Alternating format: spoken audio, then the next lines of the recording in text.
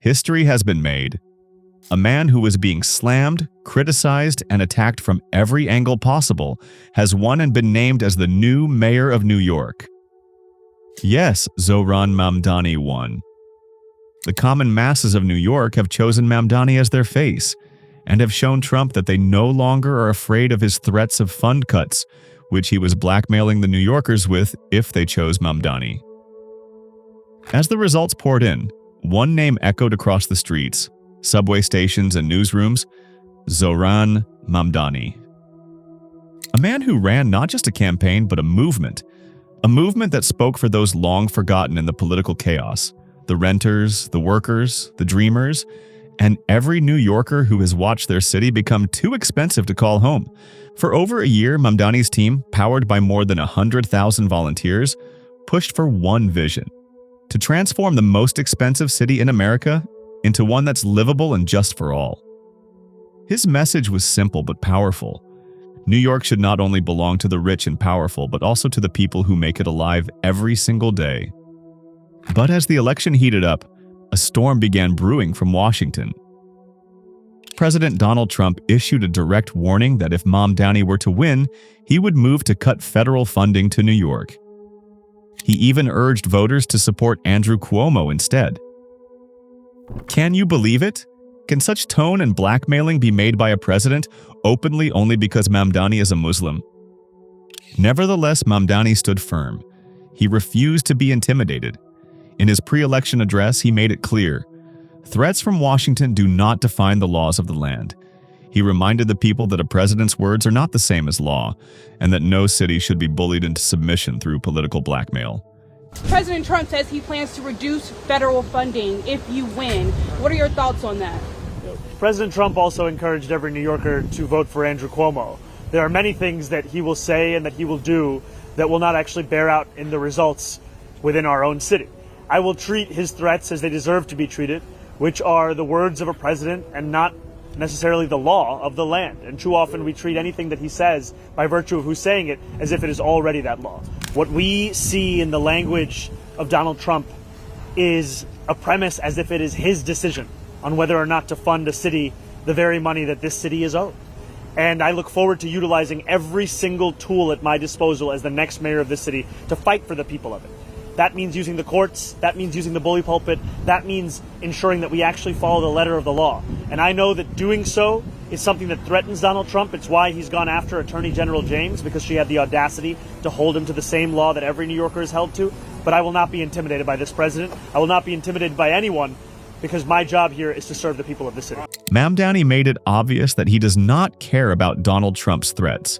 They no longer terrify him, and he simply refuses to be intimidated by Trump's bogus threats, which he will discard as rubbish. Mamdani's speech captured the frustrations of millions of New Yorkers: rising rents year after year, endless waiting for public transport that never arrives, and families forced to leave their city in search of affordable housing elsewhere. He spoke of those who browse apartment listings in New Jersey, not out of choice, but out of necessity. His vision: to end that cycle. To build a city where staying home in New York isn't a luxury, but a right. What made Mamdani's message resonate and the reason for his now victory wasn't just his definition, but his hope. He called for a new era of politics in New York, not defined by fear, corruption, or empty promises, but by accountability, courage, and urgency. He emphasized that while we cannot choose the scale of the crises we face, from housing to inequality, we can choose how we respond. And his promise was to respond with the urgency that New Yorkers deserve. Addressing Trump's threat directly, Mamdani vowed to use every legal and constitutional tool available to protect the city's rights. If necessary, he would take the battle to court, to Congress, and to the people, ensuring that New York receives every dollar it is owed. He reminded Americans that the funds in question belong to the people, not to any president's personal discretion. He even referenced Trump's past hostility towards New York's Attorney General Letitia James. A sign, he said, that standing up to Trump's misuse of power comes with consequences. But Mamdani was clear he would not be threatened or bullied, not by Trump or anyone else. His loyalty, he declared, lies solely with the people of New York. In an age of political threats and fear-based governance, when politicians are being silenced by either money or by power, Zohran Mamdani became a new face of New York who is neither afraid of even the US president nor swayed by money. He spoke as a man unafraid to challenge the most powerful figures in the nation, determined to protect the dignity and livelihood of his people. And this is also maybe the main reasons behind his victory. The New Yorkers saw how courageous Mamdani was, how he never backed down even when the whole Trump administration and Trump himself were attacking him from every angle possible. Whether one agrees with his politics or not, one thing is undeniable. His campaign has reignited a belief that New York's soul can still belong to the people. And as he said with conviction through his words and actions, it's time for a new day in New York's politics. He dared to challenge Donald Trump over his misuse of power, and this unafraid attitude of Mamdani and bullying attitude of Trump, the New Yorkers as well as the world have witnessed. Throughout the New York electoral campaign, Donald Trump has attempted to damage Mamdani's image, intimidate or blackmail New Yorkers, and even deployed media propaganda machines to portray Mamdani in a negative manner. Such behavior is unsuitable for a sitting president. The hatred for Mamdani is evident, and despite Trump's best efforts to drive him away, we see that he is still standing firm and even defying Trump.